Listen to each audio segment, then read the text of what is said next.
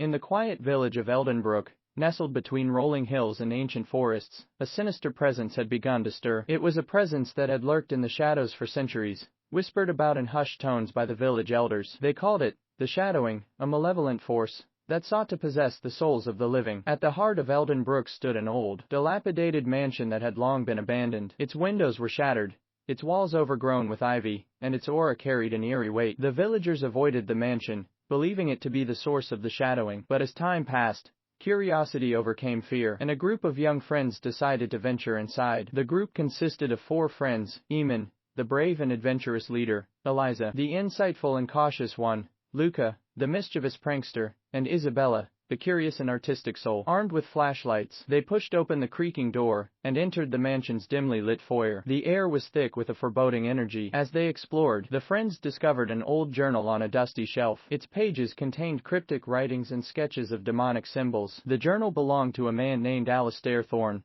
who had lived in the mansion centuries ago. He had been an alchemist and occultist who sought to harness the power of the shadowing for his own gain. His experiments had gone terribly wrong, leading to his demise and the mansion's abandonment. Unaware of the danger they were facing, the friends continued their exploration. Each step they took seemed to awaken the dormant force within the mansion. Whispers echoed through the halls, and shadows danced menacingly on the walls. Eamon's bravado began to waver, Eliza's caution turned into outright alarm, Luca's mischievous demeanor vanished, and Isabella's curiosity transformed into dread. One evening, as a storm raged outside, the friends gathered in a room adorned with faded tapestries. A mirror, cracked and ancient, dominated one wall. Drawn to it, they unwittingly performed a ritual described in Alistair's journal, binding themselves to the shadowing's malevolent influence. As the clock struck midnight, the room plunged into darkness. An otherworldly presence materialized, its sinister energy engulfing them. Eamon, Eliza, Luca, and Isabella were no longer themselves. Their eyes glowed with an unnatural light,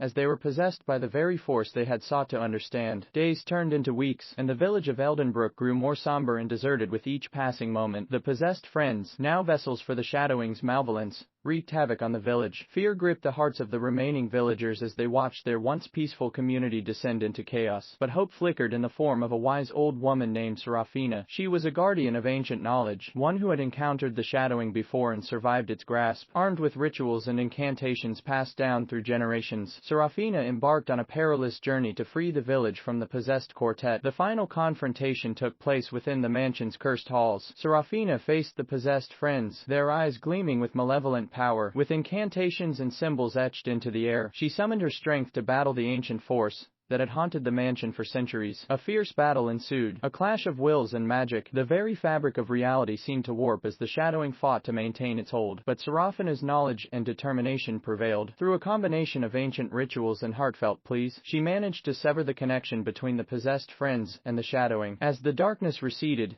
the friends returned to their senses. Disoriented and confused, they found themselves standing in the mansion's foyer, surrounded by the wreckage of their battle. The presence of the shadowing had vanished, leaving behind only the memory of its malevolence. Eldenbrook slowly began to heal, and the village returned to its peaceful existence. The mansion, cleansed of its cursed energy, stood as a testament to the resilience of those who had faced their darkest fears and emerged victorious. And as for Eamon, Eliza, Luca, and Isabella, they carried the memory of their possession tale as a reminder of the thin line between curiosity and danger, and the power of friendship and knowledge to overcome even the most malevolent of forces.